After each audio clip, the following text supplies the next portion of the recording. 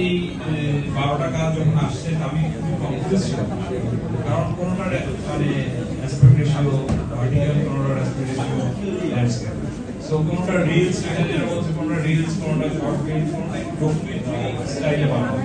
So এটা আসলে একটা লাইনে আনার পরে মার্কিং করাটা খুবই চাপ, মানে এটা আমি জনিকে পার্সোনালি বলছি, অবশ্যই এই ব্যাপারটা ধারাবাহিকভাবে আরো করবেন, কিন্তু একটা প্রেসাইজ সেগমেন্ট যখন রিলস হলো তখন শুধু রিলসই হলো, মানে ভার্টিক্যাল থাকবে, যখন শর্ট ফিল্ম হলো তখন শুধু শর্ট ফিল্ম হলো, যখন স্টিল নিয়ে হলো তখন শুধু স্টিল ফটোগ্রাফিটাই হলো। তাহলে একই সাথে ক্যাফেটিসের যত প্রমোশন যেভাবে হবে এবং সাথে সাথে যে এই আলাদা জনরার যে ট্যালেন্টগুলো ওরাও কিন্তু একটা মানে ট্রিগার পাবে যে আমি কাজ করি বা আরো ইয়ে করি, মানে এটা সব দিক দিয়ে উইন উইন গেম থাকে।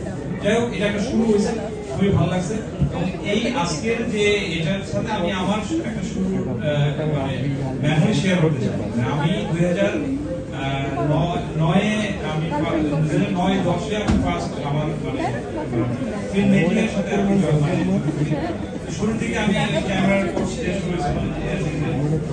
ওখানে আমার এক টিচার বলতো যে এখানে আমরা যা শিখেছি তোমরা বের হয়ে যাও, বের হয়ে যা শুট করো, কারণ আমি কি শুট করবো বা যা কিছু তোমার আশেপাশে যে কোনো মানুষের শুট করবো।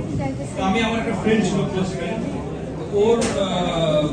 ওর সামনে বার্থডে ছিল, তো আমি একটা ছোট্ট ভিজিএ ক্যামেরা দিয়ে তখন ওর বার্থডেতে সারপ্রাইজ দেওয়ার জন্য আমি ক্যামেরা দিয়ে একটা ডকুমেন্টারি মুভি বানাইছি।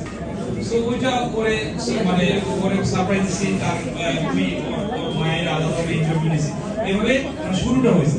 তারপরে যখন আমরা আমাদের প্রথম শর্ট ফিল্মটা বানাই, সেটা একটা ভিজিএ ক্যামেরা দিয়ে এখনো ইউটিউবে আছে, দ্য লেজি থিঙ্কার, আমরা 60 টাকা দিয়ে আমরা পুরো শর্ট ফিল্মটা বানাইছি। মানে ওই শর্ট ফিল্মটাই আমাদের ট্রিগার, মানে আমি কিন্তু আমরা ওই গেরিলা স্টাইলে শর্ট ফিল্মটা বানাইছি, এখন আমরা ওয়েব সিরিজ করতেছি, নাটকে কাজ করতেছি, ফিল্মে কাজ করতেছি, মানে এই শুরুটা আমি করতেছি। কিন্তু এই যে ক্যাফেলিটিক যে আমরা একটা প্ল্যাটফর্ম করে দিলাম, তখন কিন্তু আমরা নিজেদের আমরা ক্র্যাক ছিলাম, এই জন্য আমরা ফিল্মে চলে আসছি। এখন কিন্তু ক্যাফেলিটিক একটা প্ল্যাটফর্ম, মানে এত সুন্দর একটা স্পেস দিচ্ছে, আপনারা বানান, আইফোন দিতেছে, মানে এটা দিয়ে আপনি আবার অনেক কিছু করতে পারবেন, চান আর।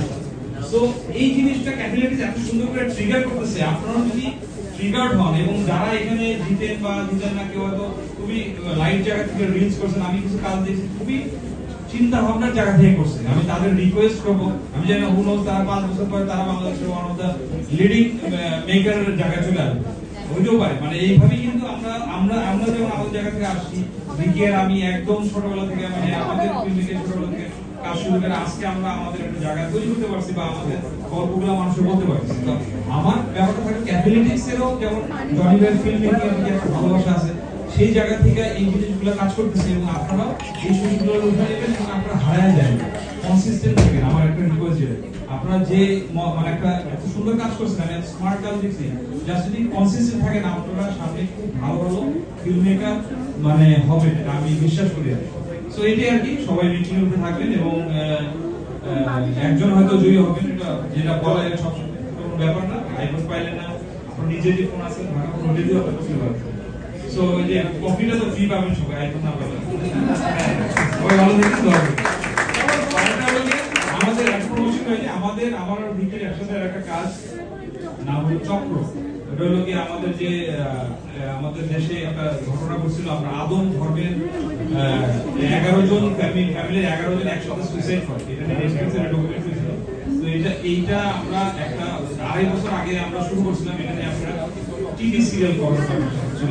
এটা মানে কন্টেন্টের সেনসিটিভিটির কারণে এটা এখন আইএসপিএ 10 তারিখে রিলিজ হচ্ছে, নাম চক্র, ট্রেলার অলরেডি রিলিজ হয়েছে। তো রিলিজ হওয়ার পরে আপনারা সবাই দেখেন, ভালো মতো জানেন, খুবই সেনসিটিভ কন্টেন্ট, আমরা একটু ভয় আছে মানুষ কিভাবে নেয় আর কি, ভালো দেখেন। Thank you.